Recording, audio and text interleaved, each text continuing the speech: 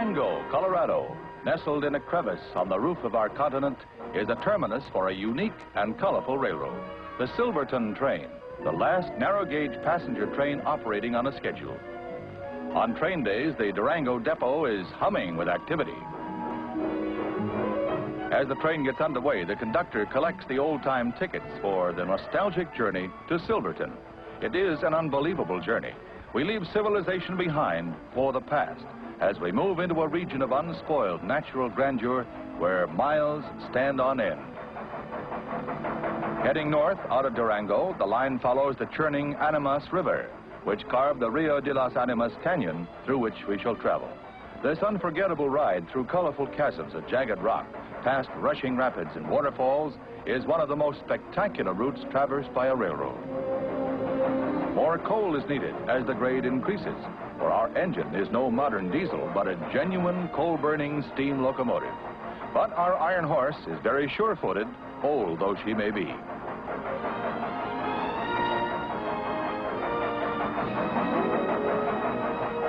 Everything about the trip proves a fascination to the youngsters who revel in their first experience with old-time railroading, a souvenir of an all but vanished era. In the 19th century, narrow-gauge tracks extended 16,000 miles throughout the country, spanning 42 states. Down through the years, the narrow gauge was replaced. Until now, the Silverton branch is the only narrow gauge left to carry passengers. This is a stop that has almost vanished from American railroading, the water stop. The train makes this stop to replenish its diminishing water supply, essential for the generation of steam. Then it moves on to resume its climb amid billowing plumes of black smoke. The train has almost completed its journey of 3.5 hours, a climb of more than a half a mile in altitude. Silverton, the mining camp that never quit, lies in a small valley between 14,000-foot peaks. In Silverton, visitors can see an original pioneer setting, little changed since the 1880s. Old streets and buildings are reminiscent of the days when $500 million in silver, gold, lead, and zinc were mined here. Visitors are reluctant to depart, but it's time to leave Silverton for the return trip back to Durango. The engineer oils up the locomotive in a ceremony as necessary as it is ritualistic. From the mountain peak, we look down upon a panorama of breathtaking beauty as the train moves out and away from the past. And although twilight has descended on the narrow gauge, the Silverton remains to wend its way among the nostalgic milestones of the century.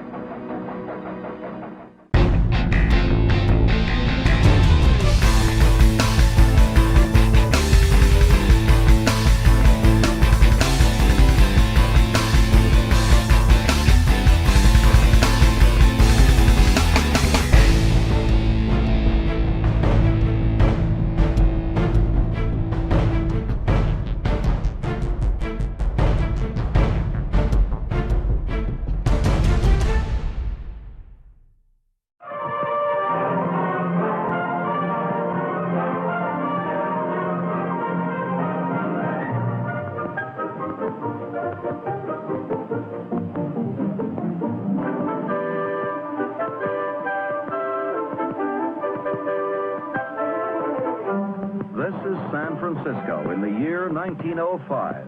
And over these cable car rails, we begin our journey into yesterday. It is a time of beginnings. The day of the automobile has just dawned, and their proud owners drive them erratically, sputteringly, and enthusiastically in our path. Towering in the distance stands the newly built ferry building, terminus for the many busy ferry boats plying the waters of San Francisco Bay. The horse was king, outnumbering the gasoline buggies by a whopping 1,000 to 1. A sleeping giant called electricity is stirring in unrest, and a streetcar, powered by that invisible force, crosses our path. Nearly everyone thought that neither electricity or the automobile could ever replace the horse. To be sure, even the cable car could not replace the horse car. There goes one of them now, clip-clopping its way up Market Street and on toward history and oblivion. A last glimpse of a busy city as the fateful day in 1906 approached. earthquake and fire leveled most of the city, and the whole world was stunned. As we ride down Market Street on an electric car, it is through a city in ruin. Gaunt iron skeletons surround us. Debris is piled high. Its citizens plod along. And the sight of the ferry building, still standing unscathed, seems a beacon of hope and a promise of a better tomorrow. Today, a half-century later, we pause on Market Street for a last look at the ferry building, now just a symbol. It is our final privilege to take the last ferry boat to depart, for they too are now a part of the past, another memory. From the deck, a panorama unfolds, for the San Francisco of our age is one of beauty. A mighty auto freeway cuts across our path, as if to bar us from our return to yesterday. The bridge under which we sail is the giant that doomed the picturesque ferries.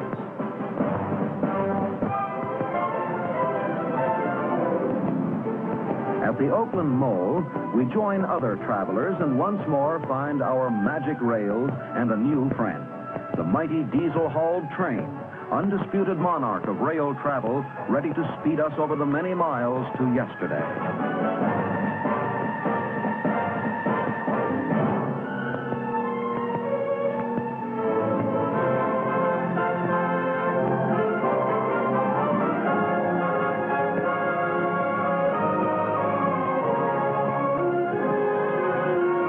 A gleaming silver train is our magic carpet.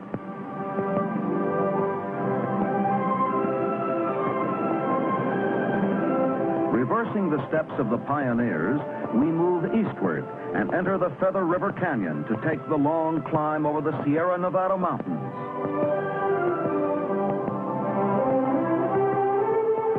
This area is just as rugged and challenging as it was in the days of '49, yet gliding along smoothly in comfort, it is just the beauty that we encounter.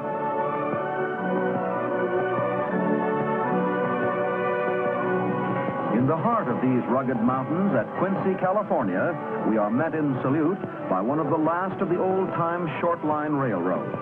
Friends have gathered, for this is the last time that old number 8 will meet the main line train, for it has reached journey's end. Yet it has come to that end over its entire 6 miles of track with great dignity. As we glide by, the blast of its steam whistle fills the air, and its bell tolls out no notes of sadness, but a farewell filled with joy to speed us on our way to those yesterdays that lie over the far horizon. As the miles unroll, we pass over the awesome deserts of Nevada, magnificent in their scope, with great white clouds overhead, holding only the promise of rain, a promise rarely fulfilled in this arid land.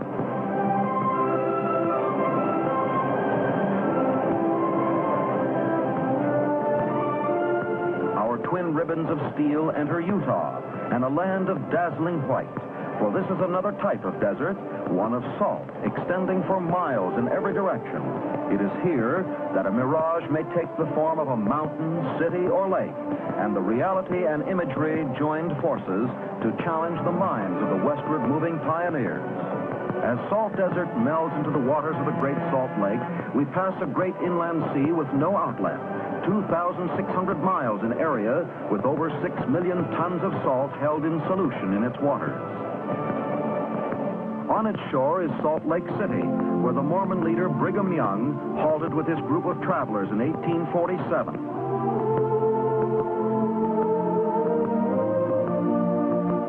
The Temple Square with its tabernacle and temple dominate the city's center. A monument marks the spot where he spoke. This is the place.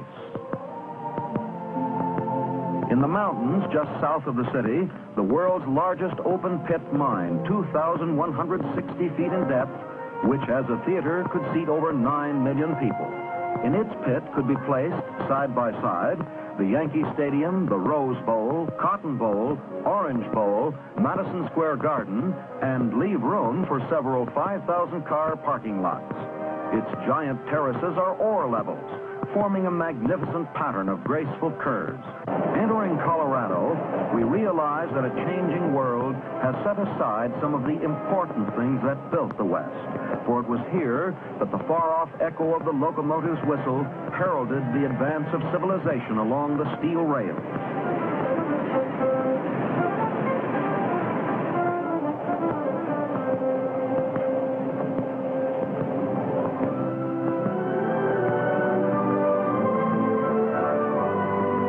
It was inevitable that some of these paths were to crumble into dust. But first, they served to carry untold numbers across our country. We have entered the domain of the narrow gauge, where at one time, the 14,000-foot mountains were laced with thousands of miles of rails and highways were unknown. Our guidepost here seems almost as a monument to a forgotten day, yet it beckons us to move over the hill where adventure waits.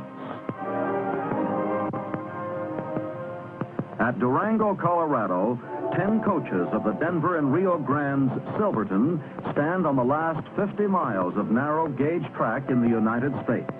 The railroad depot is jammed with hundreds of travelers from all over the world, not to seek uranium or silver or gold, but just to buy the ticket that will carry them into yesterday. A busy agent faces a growing crowd, and the 400 seats are soon sold out, a daily occurrence. The train is jammed to its eaves, yet more and more climb aboard. An 8-foot-long ticket holds up loading for a moment as the conductor searches for the right coupon. It's only outdated by 87 years, but it's surely good for one more ride.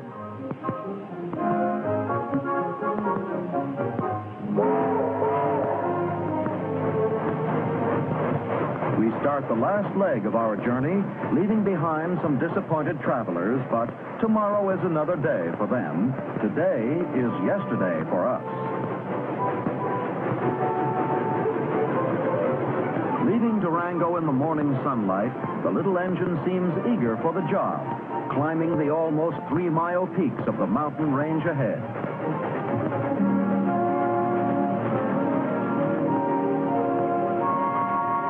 First comes breakfast aboard the Silverton, and every car is a diner.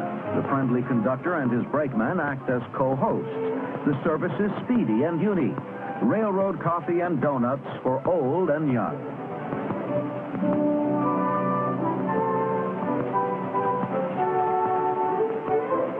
Underway with the locomotive puffing along, the roadbed is hidden by undergrowth and trees.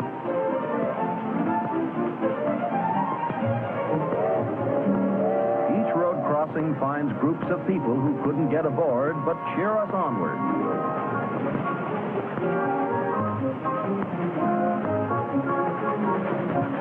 Approaching the canyon of the Las Animas River, River of Lost Souls, the rails cling to the side of a rocky cliff with a sheer drop to the river beneath.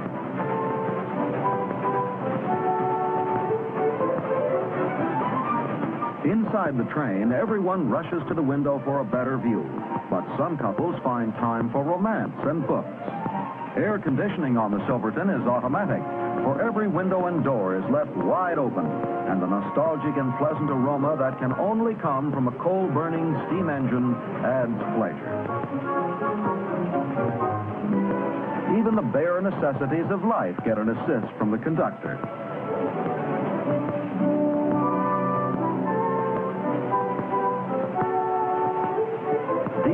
Deeper and higher, with a rock and roll beat, we chug into the high country. The surrounding peaks soar to over 14,000 feet. Within the locomotive cab, the fireman works constantly, as coal must be shoveled by hand into the roaring firebox. Each shovelful gives forth a belch of black smoke, a tribute to a tireless coal heaver. Steam must be kept high, for the climb is ever upward.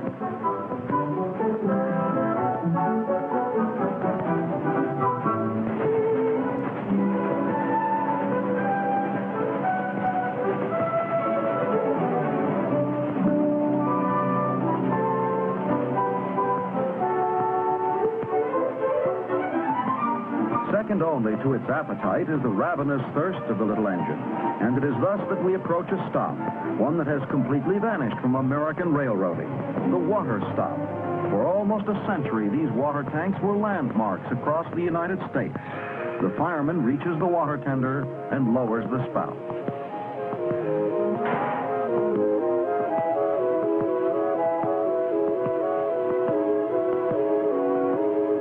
Cool mountain water pours in and spills over.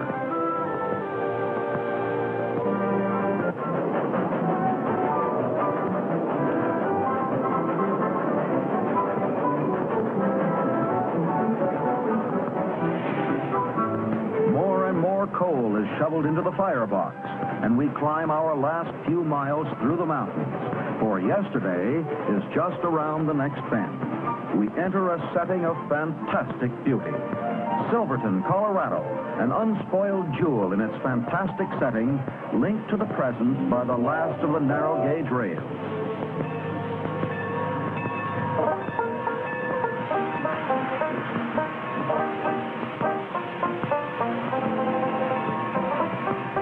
As the train halts, the 400 passengers eagerly climb out. This is the yesterday that they have sought. Time has been kind, and the crisp mountain air has seemingly arrested the ravages of age, for the buildings of Silverton are authentic and genuine.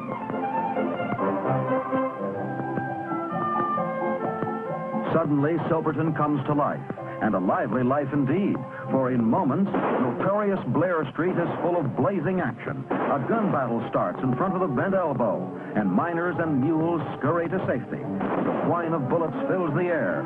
A desperado on the balcony is a target for the gunman below. But first, he takes mortal toll before he slumps over the rail.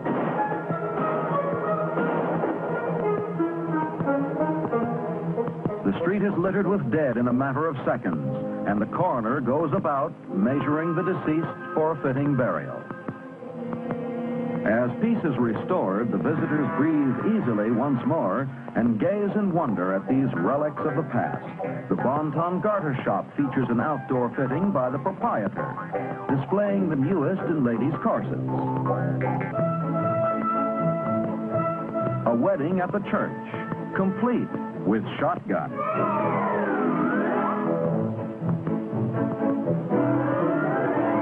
The Grand Imperial Hotel still lives up to its name in luxurious splendor and is still the meeting place for the polite and elite of mountain society. The doings of Silverton are still chronicled in their daily newspaper, as they have been for over 75 years. What stories of a great and glorious past lies buried in these yellowing files? The trivial and the important dying together, yesterday and today. The county courthouse holds the secrets of many men, of failures, of success, of justice, of violence. Meanwhile, back on Blair Street, life goes on, but not without problems. It appears that the Chinese laundryman needs a modern hearing aid.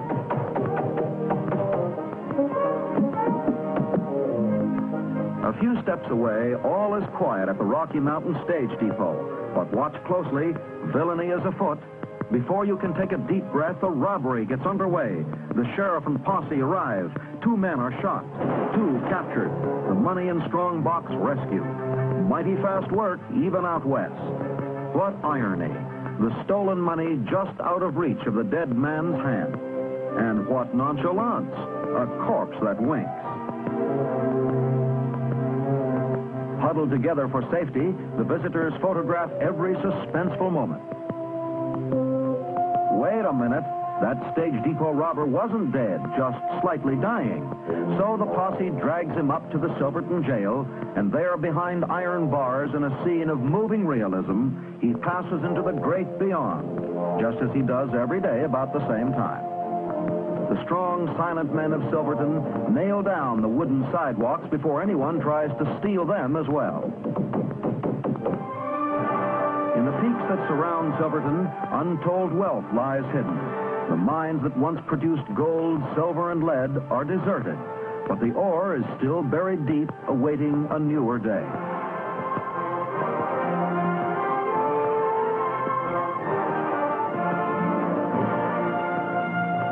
As day's end draws near, the tiny locomotive with its string of coaches moves slowly out of Silverton along those magic rails that carried us back to yesterday, each coach filled with passengers and memories of the past. The lonely echo of the locomotive whistle is carried back through the canyons, a deep-throated promise to return on another tomorrow.